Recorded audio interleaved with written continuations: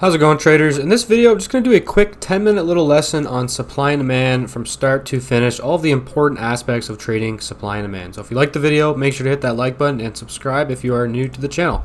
First things first, just want to point out what is not demand or supply. If you see all this choppiness here, that is not demand or supply. There's nothing going on right there at all. This is just equilibrium of buyers and sellers. But if you look right here, you can see a clear push up after all of this range, and that is demand. So how you would draw that would be something like this.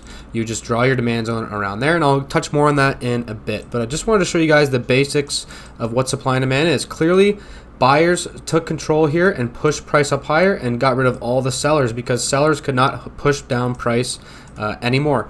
And the same thing goes for supply. Over here we have a supply zone. As you can see here, there was no supplier demand in this area right here, but then all of a sudden, boom, sellers took over buyers and supply exceeded demand, and that's why we got that push down. And that is just a great idea of what a trade looks like when you take the pullback back to here and it pushes back down. So that is the intro to what supply and demand is and what it looks like on a price chart. Next, we have the two types of supply and demand zones. One, we have a drop base rally, and the next we have a rally base rally, and the same thing goes for supply but in reverse. So as you can see here, we have price up here, it drops, bases, and rallies up. So what is that? That is a drop base rally, aka what I like to call a peak and valley demand zone right here. And this is the different one. This is the second one here.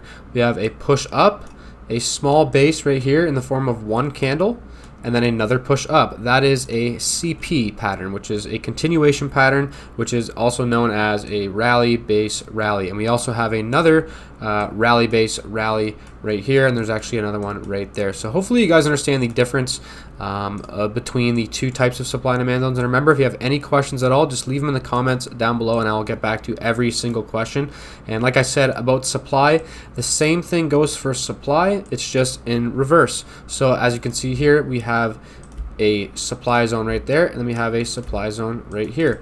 Well, this top one here is a rally base drop, and this one is a drop base drop. So just the complete opposite for supply.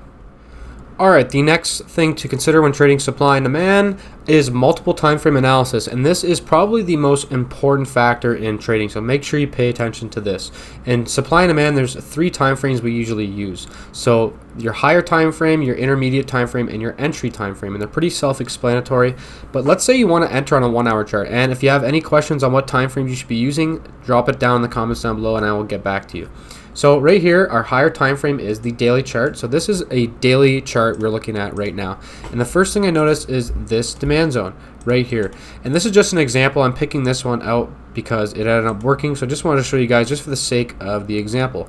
So this would be your daily demand zone right here. So then when you're looking for a trade on your entry time frame, which in this instance would be the 1 hour chart, you'll start to notice as price comes down into daily demand right here, you'll start to see a lot of supply and demand zones work very well. As you can see, one right there, another one right here, another tiny one right here that wasn't really a zone but ended up working, and eventually they start to fail. Not every zone works, but this is the idea of multiple time frame analysis, where you're understanding that price is pulling back into a higher time frame demand zone and then looking for demand zones to trade as price comes out of there and looking to take profits above. So that is multiple time frame analysis. All right, now we're going to look at different entry types. And remember, if you guys want all of my zones that I draw on a daily basis to use in your trading, check out the Patreon or YouTube membership. Links are in the description. You can get my zones on a daily basis, and I'd be happy to see you guys join the team, and you can definitely benefit from my zones. So hope to see you guys join the team. So now we're going to look at the different types of entries. There's two different entry types. We have a confirmation trade and a set and forget trade. Now I do have two full videos on these two topics, so check out the tips playlist. Links in the description there, but I'm just going to touch up on it quick. So what I showed you guys earlier, when price was inside this daily demand and we hopped down to a 1 hour chart, when I was explaining multiple time frame analysis, well, that is what a confirmation trade looks like. Confirmation is an entry when you wait for higher time frame demand or supply to be hit, and then you look to trade as the same you look to trade along with price as price comes down into your higher time frame, and you're basically waiting for confirmation. You're waiting for supply zones to be taken out and you're waiting for this downward trend to break, and then that's your confirmation, and you go up from there and you start taking trades from there. So hopefully that makes sense. And then the second one, and this one only really works well in a trending market, is set and forget trades. And here are two great examples of set and forget trades. This would be a set and forget trade because it's a CP, it's the continuation pattern zone, and this right here is also a set and forget trade where you're just taking a trade here, stop loss here and there. Now the shape of the trade for confirmation is the exact same as this, but the difference is we're not going down to a lower time frame and looking for confirmation in there. We're just simply trading along with this upward trend and just set and forget trading along the way up. So if you want a more detailed breakdown, check out the supply and demand tips playlist. All right, next I'm going to show you guys how to draw supply and demand zones, and there's not one exact way to draw them. What I like to do is just kind of take the main base of a zone and then draw that. So just for an example, a little demand zone right here, you would just take the bottom candle, right? You would use this little magnet tool over here. Let me mark it out for you guys. You would use this magnet tool right here in order to attach to the wicks of the candle. And then you would try to align the top of it for a demand zone along the top of these basing candles right here. That's what you would usually do on a nice clean supply or demand zone. And the same thing kind of goes for a continuation pattern zone as well. I just want to show you guys up here. So for these two right here, as you can see here, I took the bottom of this wick and I attached it to the top of the base up here. And like I said, if you have any questions at all, please don't hesitate to ask.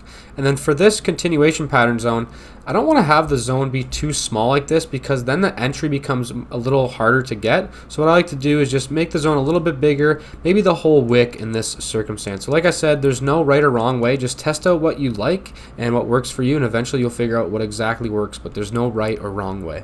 All right, now we're going to go over exactly how you would place a trade. So for demand zone, exactly what you do is you would be trying to enter a little bit before the zone with your stop loss below and a target above at least 2 to 1 away. But there's not an exact way to do this.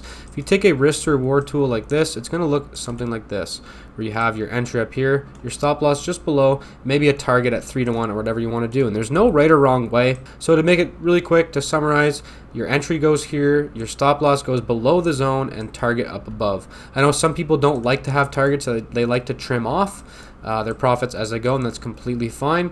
And the same thing goes for supply. You would put your short order right there, and your stop loss above and your target below. So like I said, entry, stop loss, and target below. You're just shaping the trade around the rectangle box that you're using to draw your supply or demand zones. All right, last thing here, I just wanted to show you guys different ways to manage your trade. So let's say you took a short position here and you got filled right here. Now, how do you take profits? A lot of guys do it differently. They like to trim off profits along the way down, or some like to just take a 2 to 1 or a 3 to 1.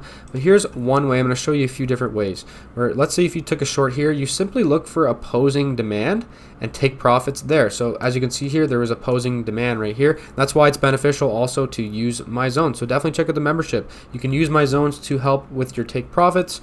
And here, let's say I had a zone right here. Well, you could have taken your trade right here, found my zone right here, and taken profits right before this demand zone right there, and that would have worked out beautifully. So that's one way, is just to take profits before opposing time frame demand zones. This is another way here, where let's say you enter, or sorry, we didn't even get filled there, so let's just go up to this one here. Oops. So let's say you took this set and forget trade right here. Well, one thing you could do is simply, if I can get my tool out, if you enter here, your stop loss is here, you could look to take profit at the high. That's one way.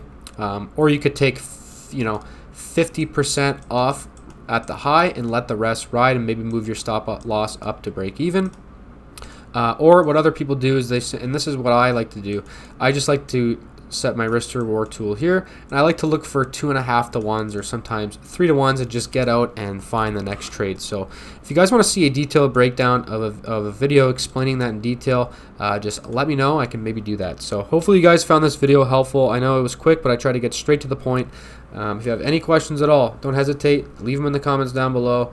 I'd be happy to get back to you guys. And like I said, check out the YouTube or Patreon membership if you want to get used to supply and demand and use my zones in your trading. So with that being said, take care, guys. I'll see you in the next video.